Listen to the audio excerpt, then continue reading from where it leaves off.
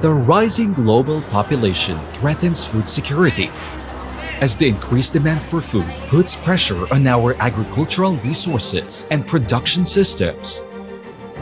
This increased demand intensifies problems like land degradation, water scarcity, climate change, and competition for arable land, making it harder to provide nutritious food for everyone, especially in areas already experiencing food insecurity.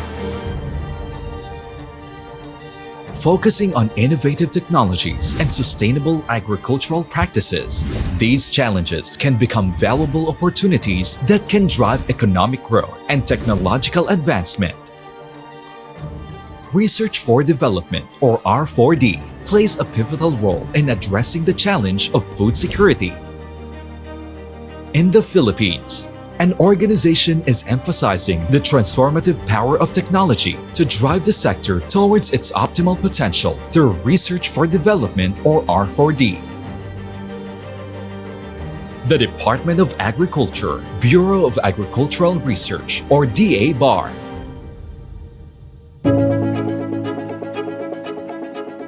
supported by various executive orders and Republic Act 8435, also known as Agri-Fisheries Modernization Act, or AFMA. DA-BAR is mandated to ensure that all agricultural research is coordinated and undertaken for maximum utility to agriculture. DA-BAR coordinates, integrates, funds and manages the R4D system in the country to optimize its use for the sector. It is envisioned to be the lead R4D coordinating agency, promoting a technology-empowered agriculture and fisheries sector that contributes to inclusive growth. To ensure that research leads to desired results and long-term impacts, DA-BAR follows the R4D Impact Pathway Framework. It assists DA-BAR in planning, monitoring, and evaluating the effectiveness of R4D projects under rice, corn and cassava, livestock and poultry, fisheries and aquaculture, organic agriculture, climate change, biotechnology, support to technology commercialization, agri-fisheries technology business incubation, and scale-up, thereby connecting research outputs to outcomes and societal impact, aligning efforts with industry goals, and generating meaningful, measurable change.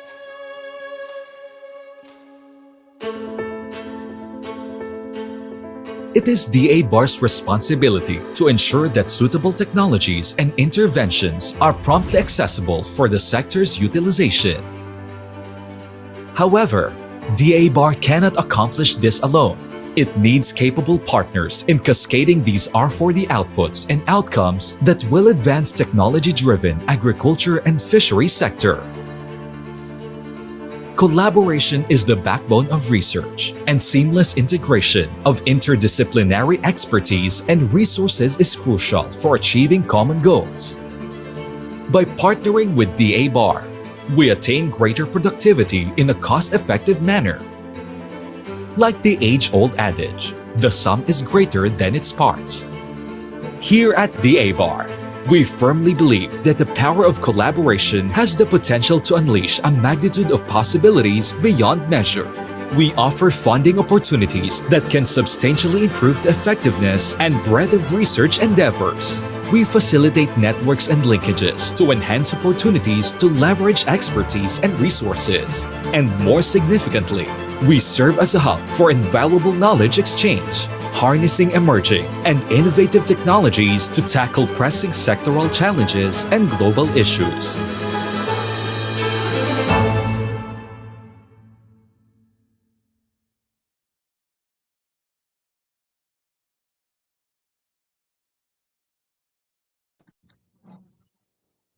To the Department of Agriculture family, to our colleagues in the Day Bureau of Agricultural Research, sa ating mga magsasaka at mangingisda, isang magandang umaga and happy 2026 National Farmers and Fisherfolk Month. So I'm Christina S. Estrada from the Knowledge Management and Information Systems Division of the DA Bureau of Agricultural Research, and I will be your moderator for this seminar.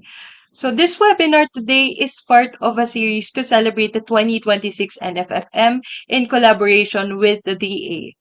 Today, we will be discussing something that is somehow related to our 2026 NFFM theme, pagpupugay sa magsasaka at mangingisda sa gitna ng hamon at krisis, because we will be talking about going above and beyond what the situation has imposed on us through the limited resources at hand. Officially, the title of the seminar is Beyond Farming, Transforming Crop Livestock Systems into Sustainable Enterprises. But before we introduce our speaker and formally start the knowledge sharing, so the usual reminders po, we have four. One, please comment your location and affiliation para alam natin kung hanggang saan na ang naabot ng ating serbisyo. Two, please follow our social media pages. So it's facebook.com/DABarOfficial or search nyo lang ang DA Bureau of Agricultural Research. And since tinatanggal na ni Meta ang live videos in 30 days and sayang naman ang productive discussion natin, just follow our YouTube account kasi makikita nyo doon ang ating past seminar episodes, including this one. We will be uploading this in a while. So, on YouTube, just search Bureau of Agricultural Research or youtube.com/@DABarOfficial to revisit seminar episodes. And number three, isang form lang po ang ipopost namin, the attendance sheet, and ipopost namin siya right before the lecture ends. So usually around 10 slides, within the last 10 slides of the resource speakers discussion. And also, ask questions sa ating expert kasi hindi sa lahat ng oras andito siya. So let's maximize our time with him. Without further ado, I will be introducing our speaker in a moment. Our resource speaker earned his Bachelor of Science in Agriculture, major in Animal Science degree from the Mindoro State University. He later advanced his academic credentials by completing his master's degree in public administration at the Sandigan College Incorporated. Prior to government service, he has spent 2 years honing his corporate acumen in sales, and he now directs his professional practice toward rice and animal production along with diversified farming systems. Serving as a science research specialist one at the research division of the DA Mimaropa, please join me in welcoming to our esteemed speaker, Mr. Justin R. Cristobal. Good morning, Sir Justin. Yun po. Good morning po. Good morning, ma'am. Ay, good morning, sir. Kumusta po kayo? Ayos naman po. Sana po hindi mag-brown out ngayon dito sa Oriental Mindoro. Yun po. Ayun po. Speaking of crisis, affected po sila ng energy crisis. So, ayun na po. We might have some road bumps in terms of internet connectivity kasi baka magka-brownout sa kanila. Pero sana po hindi yan mangyari. Pero if ever, gagawan po natin ng paraan para matuloy pa rin ang ating seminar. So anyway po sir, bigay ko na po ang floor sa inyo. Thank you po. Okay po. Magandang araw po sa ating mga viewers, sa ating lahat po. Saan man sulok po ng Pilipinas. Ay babahagi po namin ang isang proyektong isinagawa sa probinsya ng Romblon na nakatuon sa pagpapalakas ng kabuhayan ng ating mga magsasaka sa pamamagitan po ng crop livestock farming system. Ang sistema pong ito ay pinagsasama ang pagtatanim ng halaman at iba-ibang pananim at pag-aalaga ng hayop upang magkaroon ng mas matatag at produktibong pagsasaka. Next slide po. Yun po, for the basic information po ng project, project title po niya is Outscaling of Crop Livestock Farming System Towards Entrepreneurship and Sustainability in Selected Municipalities of Romblon.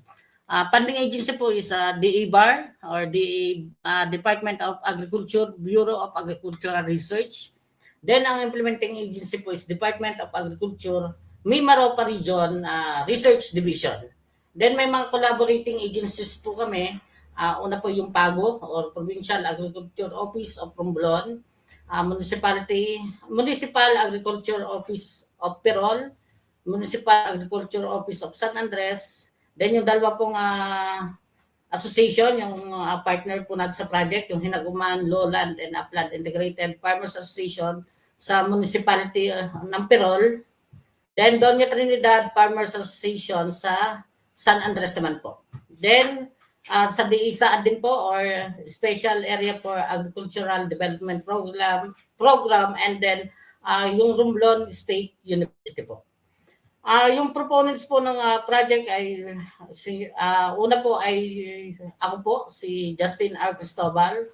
Then yung aming pong supervising science research specialist po, si Sir Louis Parcon. Then yung project staff po namin sa Romblon po, si Russell J. Mutin.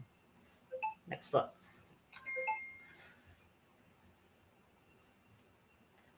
For the project overview, the integration of crop livestock farming systems emerged as a compelling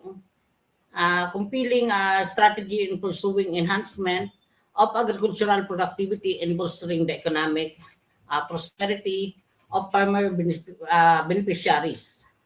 Romblon po is a third income class province with high poverty rates among households dependent on farming and fishing, especially in municipalities like Pirol and Romblon. Dahil nga po isla siya, yung kanilang kinakabuhay po doon ay through fishing and pagsasaka po. Then Romblon's agricultural sector, and although is a significant part of the economy, the province struggles with productivity due to high cost, limited irrigation, and lack of modern technologies. Dahil nga po siya ay nasa isla, mataas po ang gastos sa pagsasaka. Dahil po yung mga inputs na ginagamit po doon ay sobra na pong mahal dahil po doon sa mga transpo. Then yung mga area po na ay limited for irrigation na halos lahat po ay saudulan. Yung ibang area lang po yung may irrigation or water source. Next po. The province geographical challenges including dependence on imported rice, vegetables, and fruits from nearby province indicates food security issue and opportunity for increased local production. Yun nga po, dahil po isla, nakadepende po sila dun sa ibang mga province like Oriental Mindoro, yung Mindoro Island, then yung iba po galing pa po ng Lucena, and then Batangas City. Kaya po kailangan po nating mapataas, mayroon po opportunity para mapataas po yung kanilang production ng kanilang crops for food consumption po nila. Then key crops like rice and copra provide limited income with the average earning not meeting household needs. Farmers in the province struggle to profit from livestock due to the lack of affordable feed source, and thus underscores the need for the economic diversification and improved yields. Yun nga po, nagka-problema rin po sila sa pagkain na kanilang mga hayop. Next po.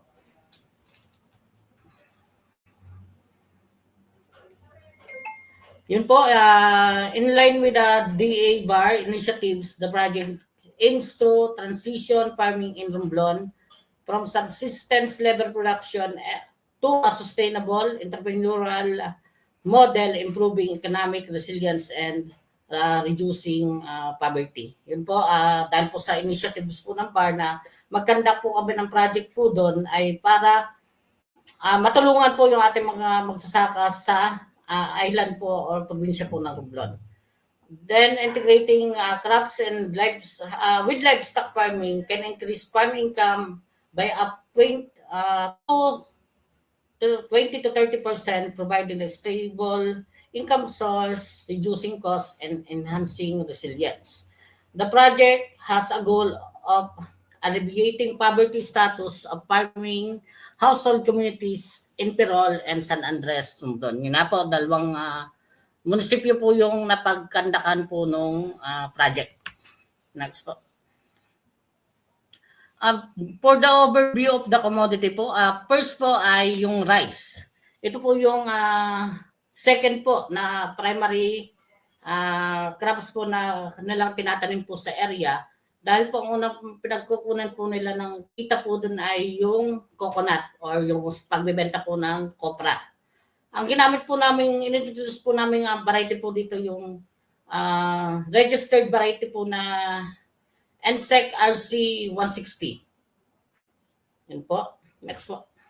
Then, second po na commodities, corn. Ito naman po yung itatanim sa susunod na pagkatapos po ng rice cropping season. Ang ginamit po namin variety is malagkit and yellow corn varieties. Next po. Then, third po is peanut. Use as intercrop with white corn. Yan po, mayroon din po mga technology or package of technology na pina-adapt po namin yung sabay pong tinanim yung corn and peanut. Ang ginamit po namin variety po dito ay NSEC PN11. Next po. Then, yung sunod po is yung chicken or native chicken po for source of additional income po nila para may dagdag po silang kita. Then, yung mga byproducts po na napuproduce po nila doon sa pagtatanim ng palay at pagtatanim ng mais, pwede po nilang ipakain po doon sa native chicken. Yung pong ginamit po na native chicken po dito sa native po, galing dito sa Mindoro and Parawakan. Ito po ay produce na o breed na po ng station po namin dito sa DA Ormaes. Next po. Then, what prompted the research? Unang-una po ay yung isla po talaga. Yung tayo po ng isla. Dahil siya po ay island province, nahirapan po talaga sila doon dahil sa mahal po ng mga inputs pa lamang po. Kaya ito po ay humahantong doon sa low productivity and high cost. Kasi po, minsan hindi po sila makabili ng kailangan na nila palang mag-abono. Hindi pa po sila makapag-abono dahil mahal. Wala silang kakayahan na makabili po. Then, sunod po is limited irrigation. Yung sabi ko nga po kanina, yung mga area po doon ay halos sahod ulan po. Pag wala pong ulan, hindi rin po sila makatanim. Then, dependence po sila sa mga imported food. Yun po, dahil gusto natin maging sustainable at mayroon po silang pagkain po dun sa isla. Kasi po pag bumabagyo, nalilimitahan din po yung mga biyahe po ng barko. Kaya nahihirapan din po yung mga pagkain po natin na mapupunta po doon sa kanilang isla. Kaya po, dapat turuan po natin yung mga magsasaka natin na magtanim sila. Kung may dumating na ganung kalamidad, ay meron po silang pagkain. Then, high poverty among farmers, yun nga po, masakit mang sabihin po, dahil nga po island province sila. Nahihirapan pong matulungan po sila, yung mga farmers po natin ng gobyerno po natin. Next po. Then, specifically, nung bumaba po kami doon sa target community po namin, nung nagkanda kami ng PRA, yung Participatory Rural Appraisal po, ito po yung na-derive po naming problem 3. Ito po yung sa Barangay Hinaguman. Ang main problem po talaga sa kanila is kulang po sa kapital. Ibig sabihin po, hindi po talaga sustainable yung kanilang production o yung kanilang pagsasaka. Baba po nun ay dahil po maliit po ang kanilang kita o kulang ang kanilang kinikita dahil po sa mga ugat na problema po na ito. Doon po sa bandang baba. Next po. Halos ganun din po sa Barangay Doña Trinidad po. Sa San Andres po ito, magkaibang munisipyo. Ganun din po, kulang talaga po. Wala pong sustainable yung kanilang pagsasaka. Next po. For the technology description naman po, ito po yung mga package of technology na ipinaalala po namin doon sa project. Ito po yung package of technology sa Diversified Crop Livestock Integrated Farming System. Unang-una na package of technology po namin ipinakalala is yung high quality inbred rice production. After po ng rice ay green corn, then may kasama pong native chicken. Yung native chicken po, inaalagaan po nila sa bahay nila, hindi po doon sa mismong palayan. Pag wala na pong tanim, saka pwede nila paalpasan po sa kanilang palayan. Ganun po. Yung mga byproducts po ng mga mga tinanim po, yun po yung ipapakain po dun sa ating mga alagang manok. Yun po, high quality inbred rice nga po dahil gusto po namin silang maturuan na mag-produce ng kanilang sariling pananim. Nagbigay po kami ng rice nga po, yung NSEC RC 160 na registered variety. Pag tinanim po nila yon ay ang produce po nun, basta't maganda lang po yung pag-aalaga and proper rogging po, maalis niyo po yung mga off-types. Yun po ay pwede po nilang itanim as certified seeds or pwede na rin po nilang ibenta dun sa kanilang mga katabing magsasaka. Then sunod po ay yung rice, after rice po green corn with native chicken. Po, pagtatanim po ng rice, pag naani po yung rice, green corn naman po. Then sunod po is rice, after rice po is yellow corn with native chicken. Then sunod po is rice, after rice po ay green corn plus native peanut with native chicken. Ito po na yung may sabay na tinatanim po yung green corn or yung ating white corn plus peanut. Then suggest din po kami o nagtayo din po kami ng vermicomposting facility po doon para may source po sila ng organic fertilizer. And then tinuruan din po namin sila na mag-pelletize ng feeds para po patuka sa kanilang mga alagang manok dahil yung mga byproducts nga po ng rice, katulad po ng rice natin, pwede pong byproducts po niya, rice bran. And then mga mais po na hindi na po maibenta, pwede po natin ipatoka at gawin pong pelletized. Yan po.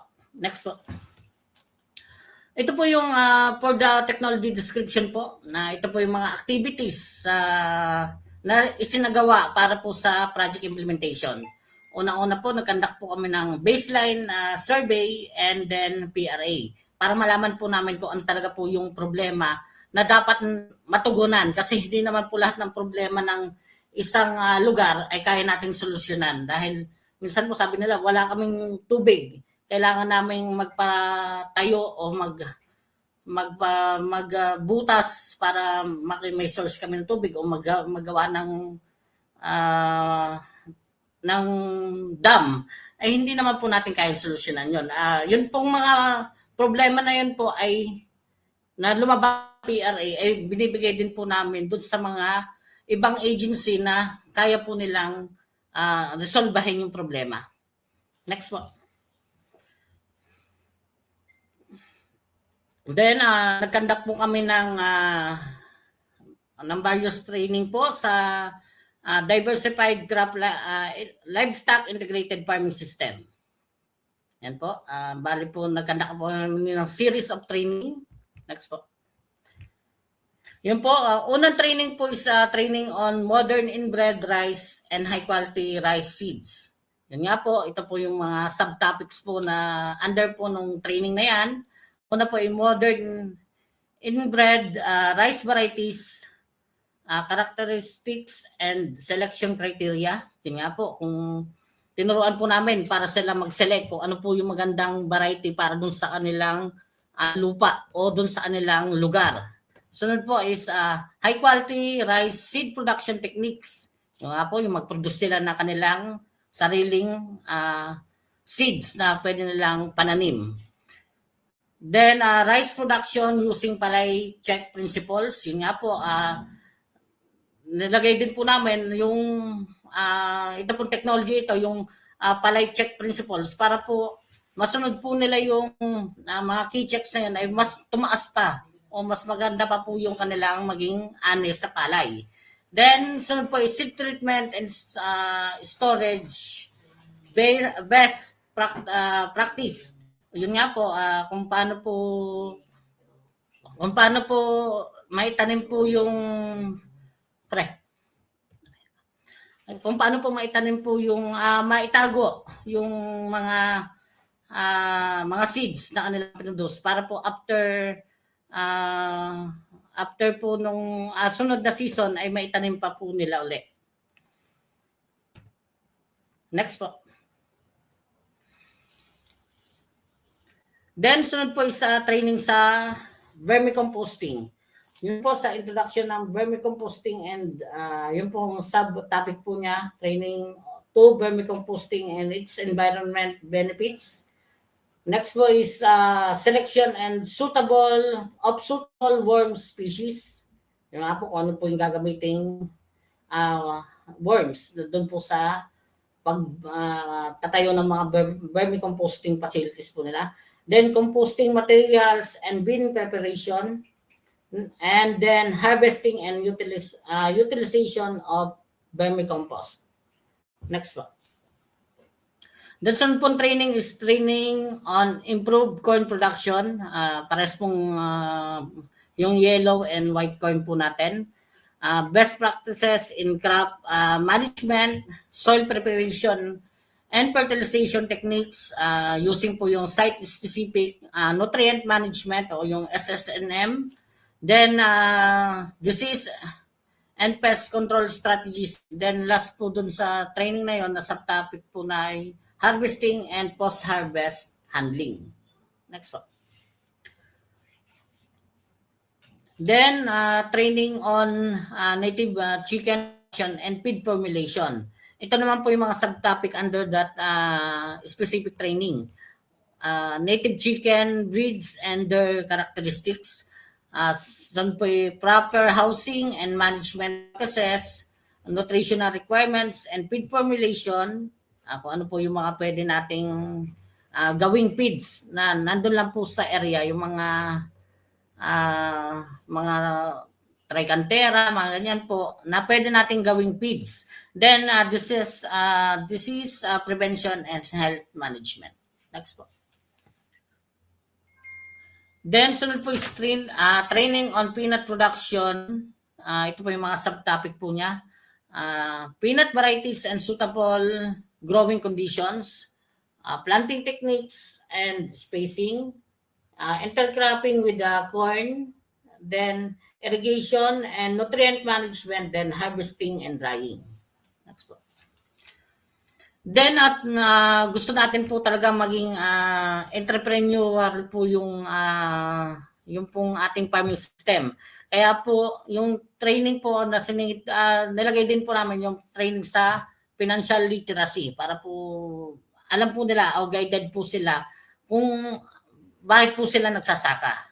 Una po, ang subtopic po under po ng training na yan is budgeting and financial planning for farming activities, assessing agricultural loans and grants, record keeping for farm enterprise, then risk management in agriculture. Next po. Then after po ng mga training, ng series of training na po yun po ay dito na po yung project implementation po ng establishment po ng Technodemos. Yun po, nung nag-establish po kami ng Technodemos, talagang nandun po kami sa area para mapakita po namin kung ano po yung sa pagpapantay pa lang po ng lupa habang po dun sa tamang spacing ng mga pananim. Next po. Ito pa po yun, nagbigay po kami ng native chicken. Talaga pong guided po namin sila kung paano, kung saan po pwedeng alagaan, ano pong klase ng pabahay po doon, ay talaga pong tinutukan po namin yan. Next po. Then, nung na-establish na po yung sa rice, yun po, nabisita po kami, nagmo-monitor po kami para makita namin kung masusunod po ba nila yung proper rogging and then proper fertilization na para mapaganda po yung kanilang pagsasaka.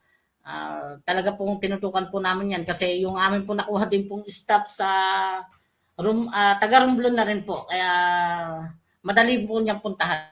Meron pong tanong or inquiries or yung ating mga farmer beneficiaries po.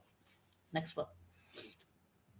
And then, ito po yung mga technodemo naman po sa corn production. Next po. Yun po, sa pagtatayo naman po ng vermicomposting facility at saka po yung paggagawa ng pelletized feeds. Kung makikita nyo po, maliit po yung pelletizer namin. Masasabi ko po kung bakit po ganyan ang nangyari mamaya po. Next po. Ito po yung mga established techno demo po doon sa dalawang sa barangay po, dalawang bayan. Bali po, una po is techno demo on high quality inbred rice production, green corn with native chicken. Then techno demo on rice, green corn with native chicken. Techno demo on rice, after rice po is yellow corn with native chicken. Then techno demo on rice, after rice po is green corn plus native chicken, plus peanut with native chicken. Then yung established po na vermicomposting facility, then pelletized feed production facility. Next po. Then, nag-conduct din po kami ng field days para mapakita po namin sa ibang magsasaka na pwede pala na ganito yung gawin nila dun sa kanilang area. Para mapakita din po namin yung mga technologies na kinandak namin dito, mga demo po. Next po. Ito po yung package of technology on diversified crop livestock integrated farming system. Una-una po ay promotes productivity. Cost reduction po dahil po nga mayroon pong mapagkukunan na sila ng abono or organic fertilizer. Then, sustainable or sustainability. Ibig sabihin po yung mga byproducts, pwede pakain po nila sa manok. Then, meron na pag-produce na po sila ng kanilang seeds na pwede nilang itanim uli sa sa susunod na season. Then, ito po yung mga technology po. Ito po yung mga technologies po na yun. Integrated crop livestock farming system, practical and adaptable model integrating rice, corn, peanut, and native chicken in one enterprise. Then yung vermicomposting technology naman po for both partner association sa Hinaguman Lowland, Upland, Integrated Farmers Association, and Doña Trinidad Farmers Association ay nilagyan po namin ng vermicomposting facility. Then, yun nga po, kaya po naglagay kami ng ganun, is for production of organic fertilizers from farm waste. Next po. For feed formulation and native chicken production technologies naman po, farmers were trained using locally available ingredients and crop byproducts. Yun nga po, kung ano po yung available doon sa area, ano po yung mga byproducts, yun po yung pinagsasama-sama para gawing pakain po sa ating mga manok. Then, introduce din po namin yung new breeds of native chicken. Yung sabi ko nga po, produce na po ng aming istasyon. So, dito po sa Oriental Mindoro po ay, yun po yung binigay namin. Yung parawakan po at saka yung native chicken po na produce po dito sa Oriental Mindoro. Then, dahil po doon ay pwede po mapababa yung feed cost and improves native chicken growth performance. Then, sunod po is yung high quality inbred rice and corn production technologies. Introduce po namin yung modern cultural management practices in rice and corn production. Yun po, para matulungan po na mapataas pa po yung kanilang inaani. Then, crop diversification and intercropping technologies provide multiple source of income. Yun nga po, kung nagtanim po tayo ng marami po tayong mapagkukunan ng kita. Improve land use efficiency. Yun po, dahil po madami tayong tinanim, nagagamit natin ng mas maayos. Basta't po, tama lang po yung ating pagkasunod-sunod o yung kung ano po yung nakatakda na ito sa gawa po natin do sa ating palayan o sa ating lupa. Then, enhance soil productivity. Next po. For technology potential naman po, yung project has successfully showed yung enhancement po ng productivity. Napataas din po namin nakita ng farmers doon po sa area. Then, sustainability among smallholder farmers. Next po. Then, for market and promotion po, yun po, nagkandak po kami ng Farmers Field Days. Then, nag-link din po kami sa mga LGU, NDA, para po doon sa mga kung saan po pwede nilang ibenta yung kanilang produce.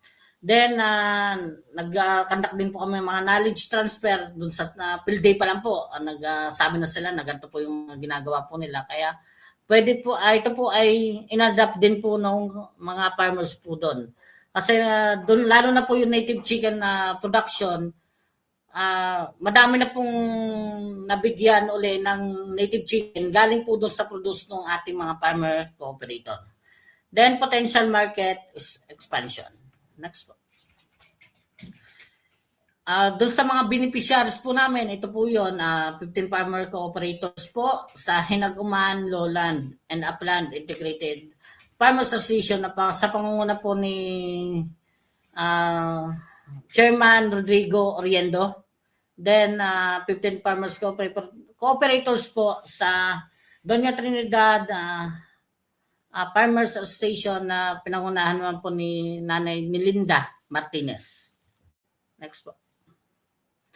Then, ito po yung mga challenges and solutions na nangyari po dun sa project po. Una po is failure to establish pelletized feed production facility due to non-procurement of pelletized machine. Sana po malaking pelletized machine po yung bibilhin. Nagka-problema lang po talaga dahil dun sa mga permit. Wala po talaga mahanap permit na may COC or mga Certificate of Conformity. Then, yun nga po yung actions taken po namin, acquired po namin yung small pelletized machine but for demonstration purpose only. Para makita po nila na pwede pala kaming mag-pelletize. Then sunod po ay water and irrigation limitations in some demo sites. Yun nga po. Dahil nga po yung isla po, minsan po ay mahina talaga yung tubig. Kaya ang ginawa po namin is adjust planting schedule based on the local rainfall patterns and farmer PRA data. Yun po, nakita po namin na pwede pa po pala namin adjust dahil po dun sa isa pong tool ng PRA yung cropping calendar. Nakita po namin na pwede pa pong adjust yung cropping pattern po nila. Then, provide technology guidance on timing of fertilizer application to reduce stress on crops. That's some pong problem or issues, adoption constraints for new practice. Ito po yung action taken kasi yung ibang farmer hindi naniniwala na pwede palang gawin yun. During field days po, nag-showcase po kami ng actual yield improvements, convincing farmers through testimonies during the field day of rice component. Okay po, next po. Yun po, ito na lang po yung mga photo documentation ng coordination po namin sa partner agency. Next po. Ito po yung nag-conduct po kami ng baseline survey. Next po. Then, site validation. Yung nag-site validation talaga po kami doon sa area. Talagang wala pong tubig. Kung nakikita nyo, bitak-bitak talaga po yung lupa. Next po. Then, ito po yung inandak namin together po ng DA Bar. Nag-conduct po kami ng inception meeting. Para makita po, makita pa po namin kung ano pa po yung pwede nang gawin doon sa project. Next po.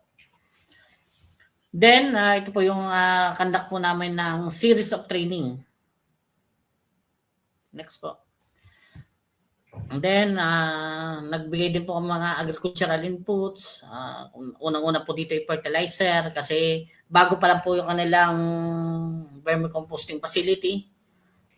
Then, nagbigay din po kami ng feeds and then native chicken po. Next po. Then, ito na po yung photo documentation ng establishment ng techno-demos, lalo na po sa rice. Kung makikita nyo po, talagang pinatag namin ng ayos ang lupa at nilagyan po namin ng spacing po talaga yung sa production po ng high quality rice seeds. Dahil po, para makita agad po yung mga off types o yung mga lahok. Next po. And then, ito naman po yung geotagging po namin ng areas. Lahat po yan naka-geotag. Next po. Then, monitoring po. Ayan po, nag-conduct po kami ng mga monitoring para makita po namin kung ano po yung mga status. Pero sabi ko nga po sa inyo ay meron po kaming staff na taga-room doon kaya madali po na yung mapupuntahan kapag may tanong po yung ating mga farmers. Next po. Then, ito po yung pictures ng Farmers Field Day. Kung makikita nyo po ay natamaan na sila ng bagyo pero nakaani pa rin po sila. Kahit malakas daw yung ibang mga farmer daw po doon, talagang kakunti na ani, pero sila madami pa rin pong ani. Pinakita pa rin po namin doon sa field day namin. Then doon, during the field day, nagbigay na rin po yung RSL o Regional Soils Laboratory po ng soil test kit. Yan po. Pwede din po nilang magamit po yan para doon sa kanilang fertilizer recommendation po, para doon sa pag-aabono nila. Next po. And then, establishment ng vermicomposting facility. Next po. Then, ito naman po yung establishment ng corn and peanut production trial. Yan po, kung makikita nyo po sa larawan po. Yan din po. Next po. Then, yun nga po, nung nagbisita po yung mga taga-DEBAR para dun po sa evaluation po nung project sa panguna po ni Ma'am Julian Dulay at ni Ma'am Nieva. So, then, ito naman po yung processing ng pelletized feeds. Kaya wala po kaming nabili, kahit wala po kaming nabiling malaking machine, pinakita po namin na pwede kayo silang maggawa po ng pellet feeds na pwede nilang patukas sa kanilang mga alagang hayop. Next po. Yun po, may mga adapters na rin po sa native chicken. Yung sabi ko nga po sa inyo kanina, kasi po ang condition po namin doon sa pagbibigay po namin ng native chicken ay kung ilan po yung binigay namin native chicken, ay ganun din po yung ibabalik. Pero hindi po sa amin, sa ibang partner po, para sa new adapter po ng project. Next po. Yun po, yun lamang po at maraming salamat po.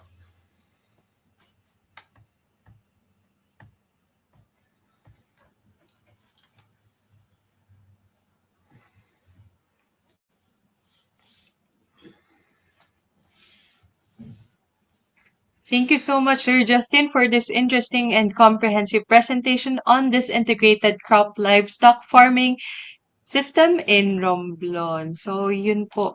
Before po natin i-open ang ating Q&A, again, encourage po natin lahat na magtanong ng questions kay Sir Justin kasi it's not every time na andito naman siya. And also, we already posted the attendance sheet before natapos yung discussion. So, if you can't find it on StreamYard, hanapin nyo na lang po sa ating Facebook live comment section.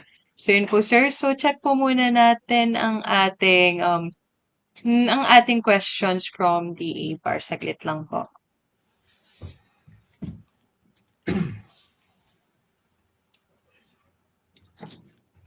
Okay. So, ito po, sir, from the ABAR, how did the integration of crop and livestock farming improve the productivity and income of farmer beneficiaries? Ayun po, kita naman po dun sa presentation ko po, yung sinagawa po naming crop livestock farming system po dun sa area. Dati, ang pinagkukunan lang po talaga nila ng kita is yung rice. Dahil po dun sa pagtatanim po ng iba't ibang pananim o yung ating corn, peanut, ay nadagdagan po yung kanilang kita. At saka po, yung sa lupa po nila na isa lang, single crop lang po sila, ay nadagdagan po na talagang kumikita po sila. Then, meron pa pong native chicken po nakasama na additional source po na kanilang income. Yan po. Sir, maliban po, sir, sa naging additional source of income kaya dumami yung kita nila, I think we have to give credit din as well dun sa nabawasan yung gastos nila, 'di ba? Dahil Yes po. ano ba yun?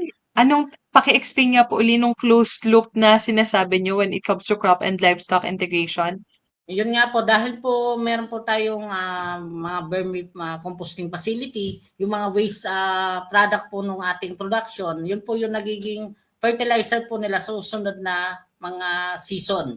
Then yung mga byproducts naman po ng ating mga pananim ay pwede po nating gawing pakain doon sa ating mga manok po. Kaya talaga pong sustainable po yung production po ng farming system po. Yun po.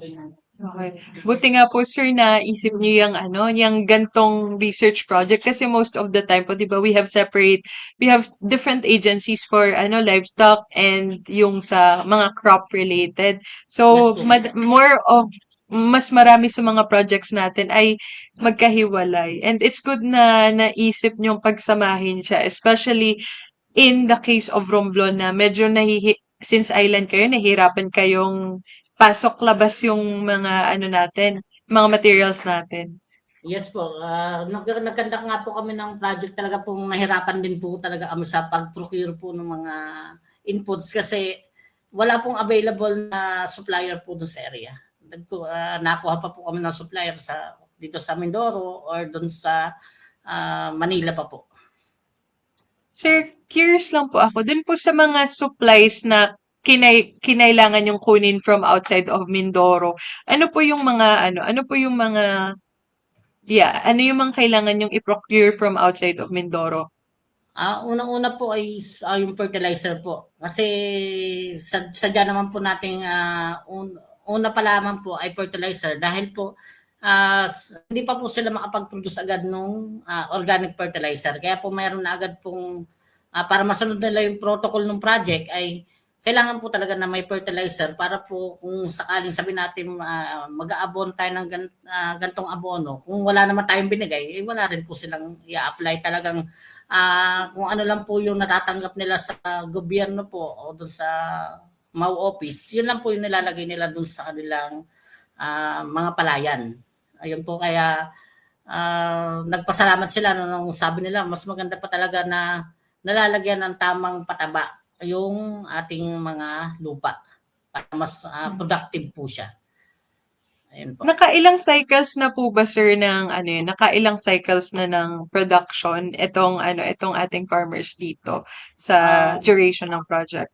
Bali po yung duration po ng project, kasi po sa bar po ngayon is 1 year lang po. Pero nag-extend po kami ng another 6 months. Di ba? Bali po 1.5 years po. Bali po na dalawang tanim po sila ng rice, then isa pong tanim po ng corn and peanut. Ayun po. Kaya may produce rin pong native chicken na naibigay po doon sa ibang mga farmer po na hindi po kasali po doon sa project. Ayun po. So, Sir Justin, dun po sa case ng, 'di ba nakadalawang cropping seasons na yung rice, dun po ba sa second cropping ay gaano karami na yung na-utilize nilang organic agriculture versus the ones that they still had to procure from outside of, Mindoro? Yes po, dahil po yung na-produce po nila na naibigay na po namin yung yung mga vermiworms o yung African night crawlers, nakapag-produce na po sila ng sarili nilang organic fertilizer na ginamit na rin po nila doon sa kanilang area. Hindi na po sila umasa na nabigyan ko kayo nabigyan namin fertilizer yung inorganic ay bibigyan uli namin sila sa susunod na season. Hindi na po sila umasa na gano'n. So it's good po na they have this they have this yung mindset na they have to do it na since nakapacitate naman na sila. Nagtuloy-tuloy naman po ba sila, sir? Yes po. Nagtuloy-tuloy naman po sila, sir, sa pag-produce, di ba? Okay po. Sige po. So, to the next question okay, this is also from DA Bar. Okay. So, what were the major challenges encountered during the implementation of the project, and how were these addressed by the project team? Yun po, naging problema talaga po ay yung lokasyon po talaga ng probinsya. Pero nagawa naman namin po ng paraan yan sa proper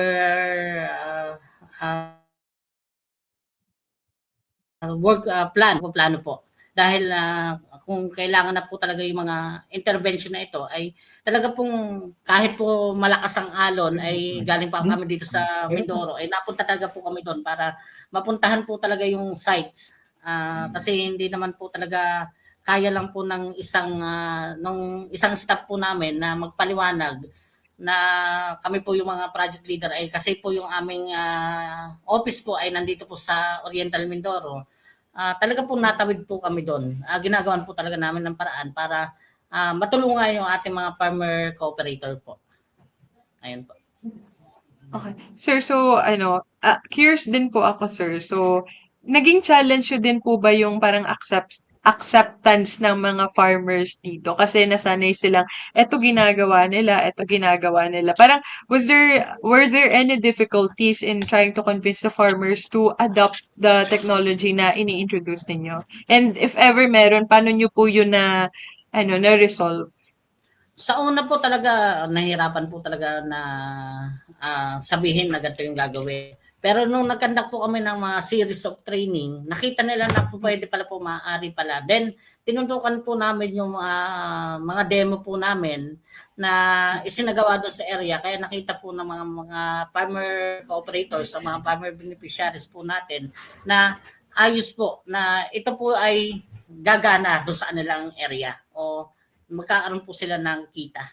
Kaya po, yun po, naging malaking tulong po sa kanila na talagang para ma-impart yung knowledge and skills po sa nila na nabigyan po sila ng mga proper training po. Ayun. Proper training. And also, di ba po nag-participatory techno-demos din po kayo? Sa ilang sites po, ano? Yes po, yes po. Bali po, yun nga po, yung ating mga package of technology ay nahati po siya sa, bali po, 3. Rice, bago green corn, rice, yellow corn, then rice, green corn plus peanut. Yun po, Hello, sir. Sir Justin. Hello po. Sir, can you repeat po the last 30 seconds na nagsasalita ka if okay lang? Okay po. Ayun nga po, bali 15 farmer cooperators nga po yung kada munisipyo ay kada 5 farmers po ay iba-iba pong package of technology. Iba-ibang demo po yung kanilang ginawa. Kaya napakita po nung during the field day ay ito yung nangyari sa akin. Ito yung nangyari.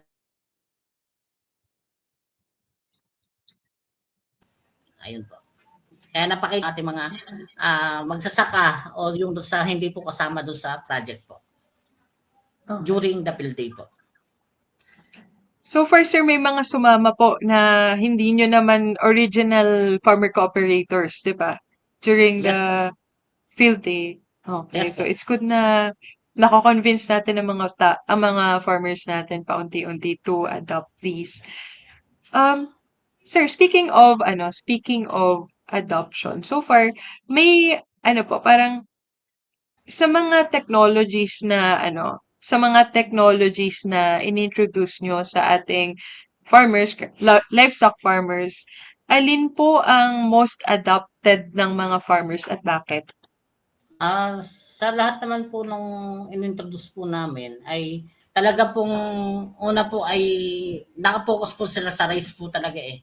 Mamimili na lang po sila kung ano po yung isusunod na itatanim po nila, kung yan ay yellow corn or white corn.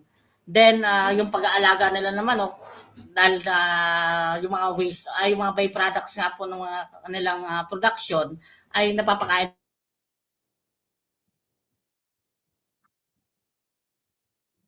Sir, hello. Yung cherries. Sir, nawala ka po uli. Can you repeat Sorry po po, ulit the last 30 seconds? Ayun. Okay po. Ayun po, dahil po nga yung ating mga farmer beneficiaries po ay nakita talaga yung pwede pala mong gano'n na magtanim po ng rice. After po ng rice ay kung ano mga mais ang gusto nilang itanim na may bebenta nila doon sa kanilang lugar ay yun po yung tinatanim po nila sa ngayon po. Ayun po. Then yung mga pay products nga po ng mga production po na yon ay yun po yung ipinapakain po nila sa mga alaga nilang hayop po, especially po sa ating native chicken na ibinigay po sa kanila. So, sir, bakit po rice yung parang inano nila? Ang rice po ba yung major crop din sa Romblon? Ang una po is coconut, second po yung rice. Mhm. Mhm. Na So, speaking of coconut, since, ayun, may, at some point po ba ay naisipan ninyong possible na ma-integrate din yung coconut into the, integrated crop and livestock, system at some ah point? Have bali, you ever considered it? bali po nag-conduct na rin po kami ng mga trials na yan. Kaso hindi po sa Romblon, dito po sa Oriental Mindoro. Nag-conduct na rin po kami ng project po na yan. Funded naman po siya ng aming high value o yung HBCDP, High Value Development Program. Doon naman po sa project na yun ay um, sa under coconut naman po ay nagpatanim kami ng mga sweet potato o yung ating dito, kamote. At mayroon din nagbigay din po kami ng mga native pigs. Ay, sa ngayon lang po ay nasira po yung nawalan po ng production native pigs po natin dahil sa nangyari pong ASF. Kaya naapektuhan din po yung naging project po namin dito sa ngayon. Yun po. So far po, as I see it, parang you have several attempts to integrate the crop and livestock into one kasi given the situation in Romblon, Yes po, yun nga po, isa pa rin po dun sa naging project po namin na katuwang po yung DA bar po ay yung integrated rice duck farming system po na isinagawa rin po namin dito sa Romblon po at Oriental Mindoro po. Yan po. Isa rin po Okay. yun dun sa puro cropping system po yung aming sinasagawang mga projects po. Okay po. Thank you, sir. So, sir, before tayo mag-proceed sa parang last two questions, parang standard last questions ng DE bar, ako po, personally, curious ako, parang, since magandang technology ito, and since archipelagic naman ang buong Pilipinas, some are small islands, some are big islands, and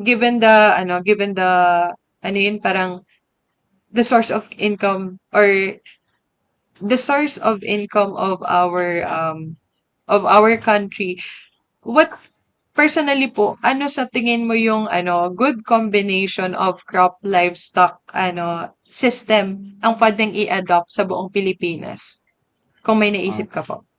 Sa akin po, talagang kung ano po yun nandun sa area po talaga dapat pag-aralan muna po. Hindi po pwede na sa buong Pilipinas sa isang farming system lang po tayo. Kasi iba-iba po yung climate. Una po, climate po natin, yung mga source natin ng mga pinagkakitaan, kung ano po yung mga tinatanim po natin. Isa pa po ay katulad po sa rice, may mga nagtatanim po na sabog tanim or direct seeded po sila.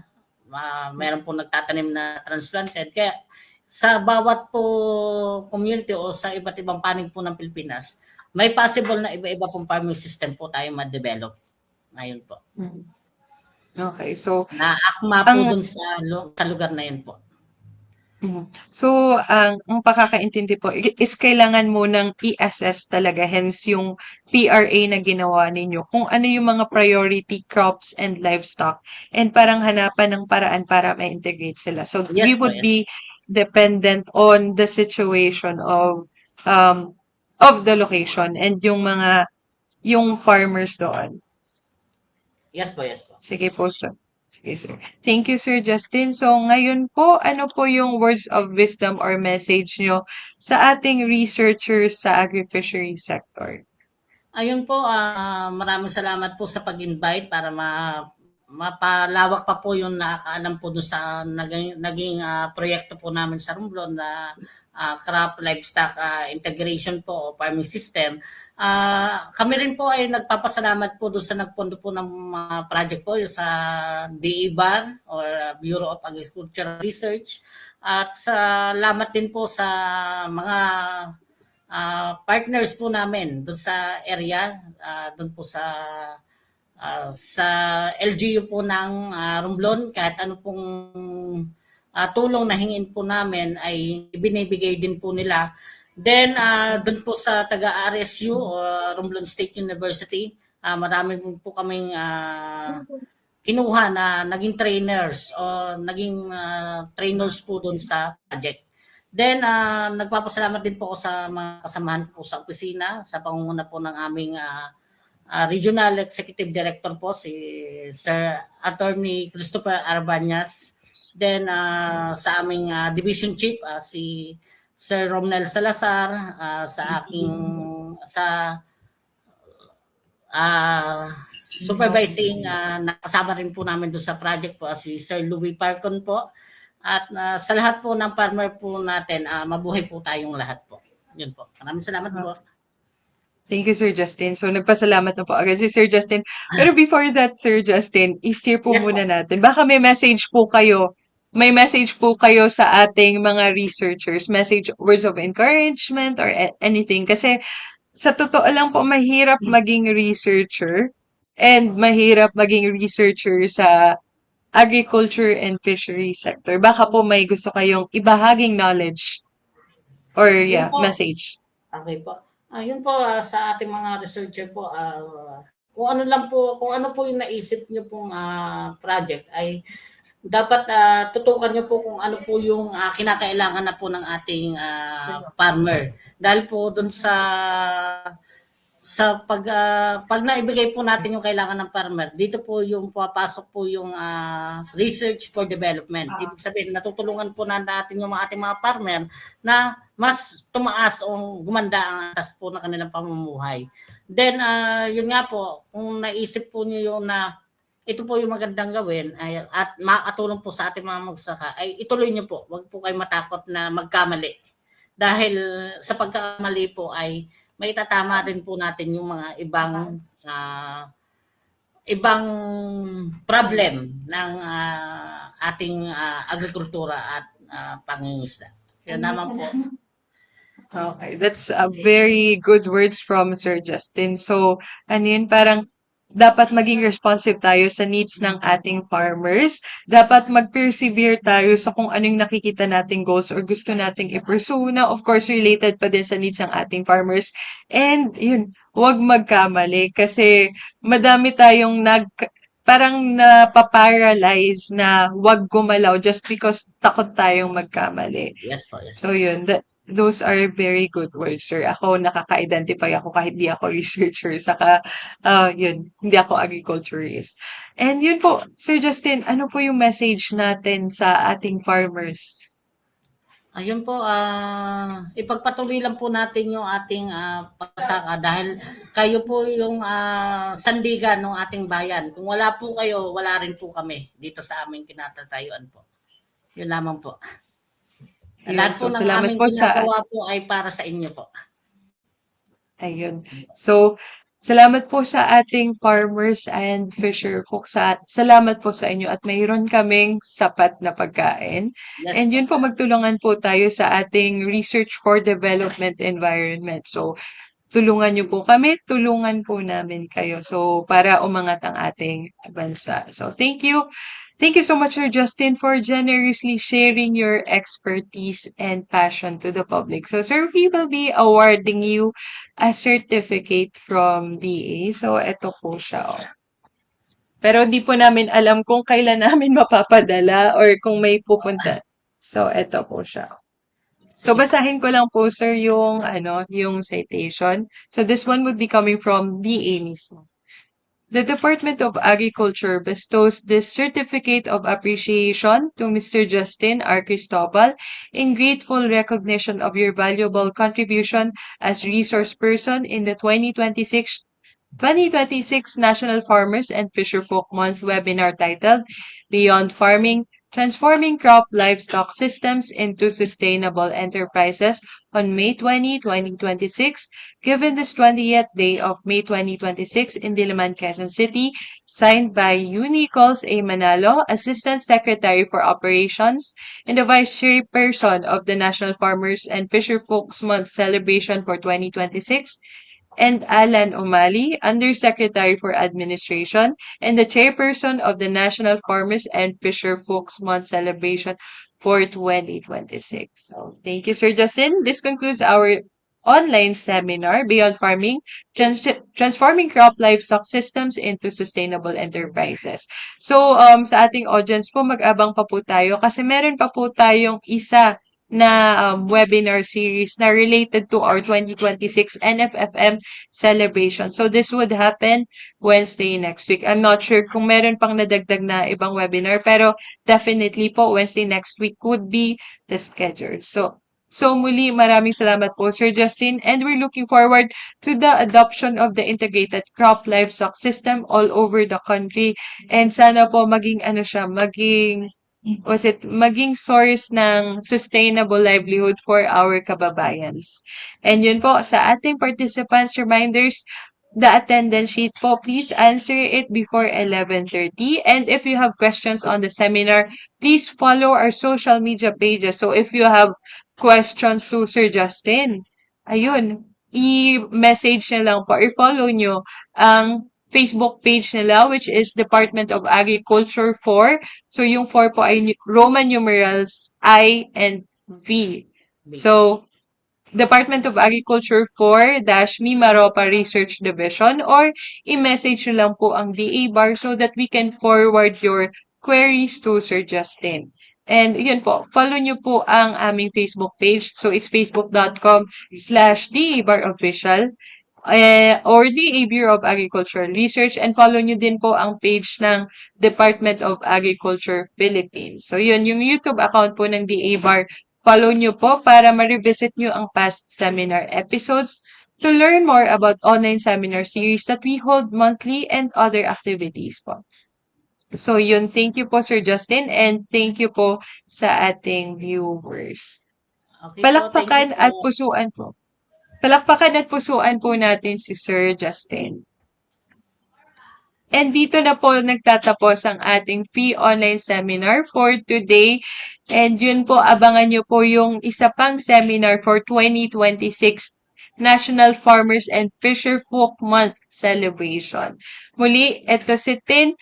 Isang mapagpalang umaga sa ating lahat at kita-kita po tayo sa sunod na seminar at sa mga susunod pa. Thank you po.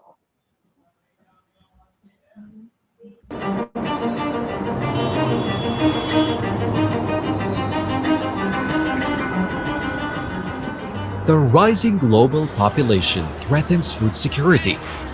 As the increased demand for food puts pressure on our agricultural resources and production systems.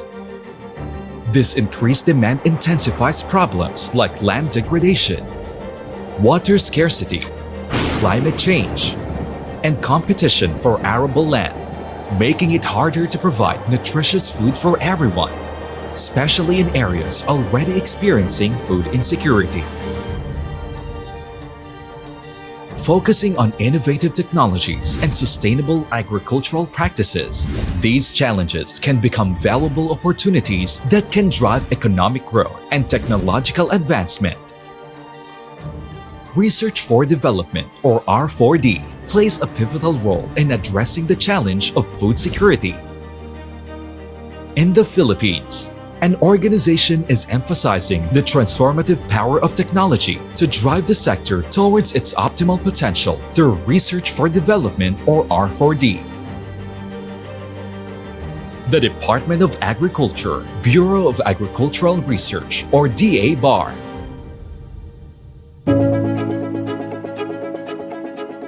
Supported by various executive orders and Republic Act 8435, also known as Agri-Fisheries Modernization Act, or AFMA, DA BAR is mandated to ensure that all agricultural research is coordinated and undertaken for maximum utility to agriculture.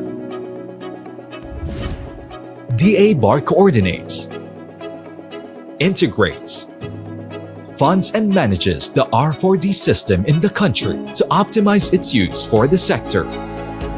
It is envisioned to be the lead R4D coordinating agency, promoting a technology-empowered agriculture and fisheries sector that contributes to inclusive growth. To ensure that research leads to desired results and long-term impacts, DA-BAR follows the R4D Impact Pathway Framework. It assists DA-BAR in planning, monitoring, and evaluating the effectiveness of R4D projects under rice, corn and cassava, livestock and poultry, fisheries and aquaculture, organic agriculture, climate change, biotechnology, support to technology commercialization, agri-fisheries technology business incubation, and scale-up, thereby connecting research outputs to outcomes and societal impact, aligning efforts with industry goals, and generating meaningful, measurable change.